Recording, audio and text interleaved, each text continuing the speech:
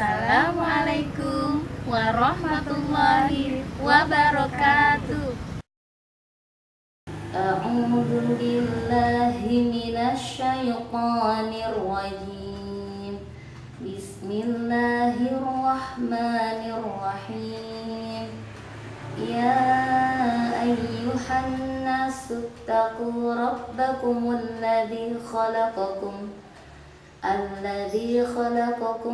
min nafsin wahidatin wa khalaqa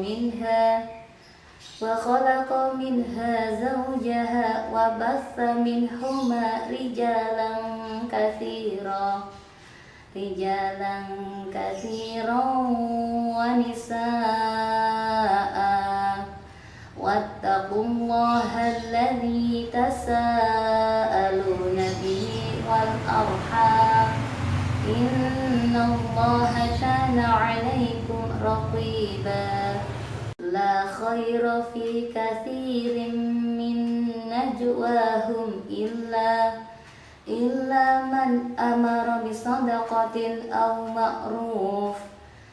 ma'rufin aw islahin bainan nas wa man yaf'al dzalika ibtigha'a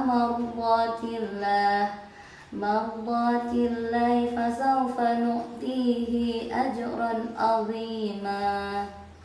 Shadaqallahul azim. Aku berlindung kepada Allah dari segala godaan setan yang terkutuk. Dengan nama Allah yang Maha Pengasih lagi Maha Penyayang.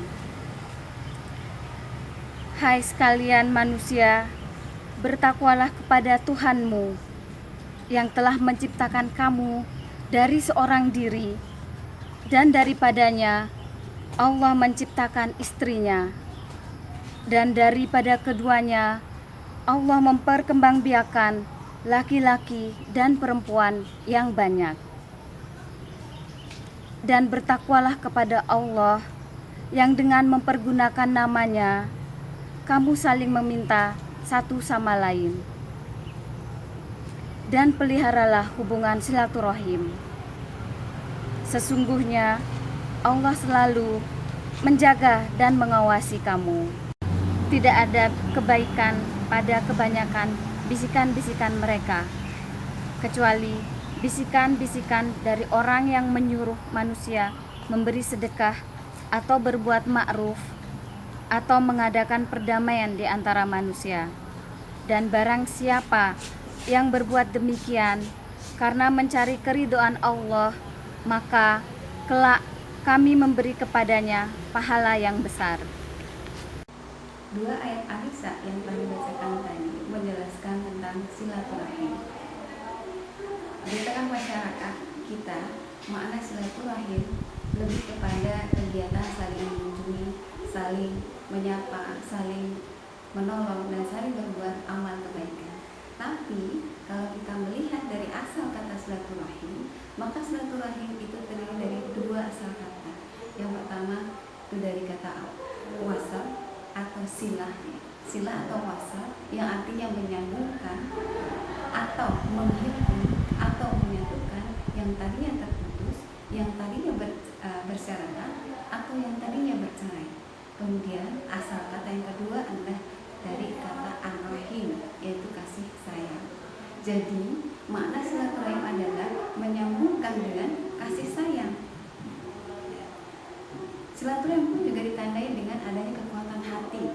Bila seseorang berkunjung, karena membalas kunjungan, jelas tidak akan ada kekuatan mental yang lebih dibanding dengan orang yang berkunjung dengan niat memperbaiki hubungan.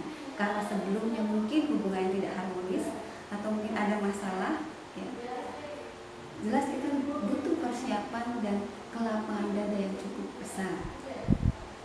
Maka akan ada perbedaan dari sisi pahala yang mereka dapatkan. Silaturahim juga ditandai dengan kekuatan hati. Seseorang yang berkunjung karena ingin membalas kunjungan dan membalas pemberian, jelas tidak akan membutuhkan kekuatan mental yang besar. Berbeda dengan seorang yang berkunjung karena berniat untuk memperbaiki hubungan. yang sebelumnya mungkin tidak harmonis atau bahkan terputus sama sekali, maka butuh kekuatan hati yang besar, kelapangan dada, dan juga persiapan yang banyak. Maka akan terjadi perbedaan pahala di situ. Yang menjalankan silaturahmi yang sesungguhnya adalah yang contoh kedua, mana seseorang itu berkunjung ya dalam rangka menyambung tali silaturahmi. Pada Quran surat An-Nisa yang dibacakan tadi, Quran surat An-Nisa 114, di ayat terakhir dikatakan bahwa silaturahim besar sekali pahalanya. Ya, dikuatkan juga dengan hadis ya, di mana Rasulullah pada saat beliau berkumpul dengan para sahabat, beliau pernah bertanya pada para sahabat, maukah aku tunjukkan amal yang lebih besar pahalanya daripada sholat dan saum? Tentu saja para sahabat pasti akan menjawab tentu saja Rasulullah. Maka Rasulullah bersabda, engkau damaikan yang bertengkar, menyambungkan persaudaraan yang terputus, mempertemukan kembali saudara-saudara yang terpisah, menjembatani berbagai kelompok Islam dan mengukuhkan tali persaudaraan di antara mereka, itu adalah amal soleh yang besar pahalanya. Barang siapa yang ingin dipanjangkan umurnya dan diluaskan rezekinya, ya, maka hendaklah ia menyambung tali silaturahim. Subhanallah, silaturahim begitu besar pahalanya. Maka kalau kita bisa melihat sekitar kita, maka besar sekali peluang pahala dari silaturahim yang bisa kita dapatkan. Coba sekarang pikir, berapa tetangga yang kita kenal di lingkungan sekitar kita, kemudian lingkungan RT kita, dan lebih luas lagi berapa tetangga yang kita kenal di lingkungan RT kita. Subhanallah, itu sebuah peluang pahala yang besar, yang pahala yang lebih besar daripada sholat dan saum. Silaturahim adalah kunci pembuka rahmat dan pertolongan Allah. Dengan silaturahim, ukhuwah kita akan terjalin dengan baik.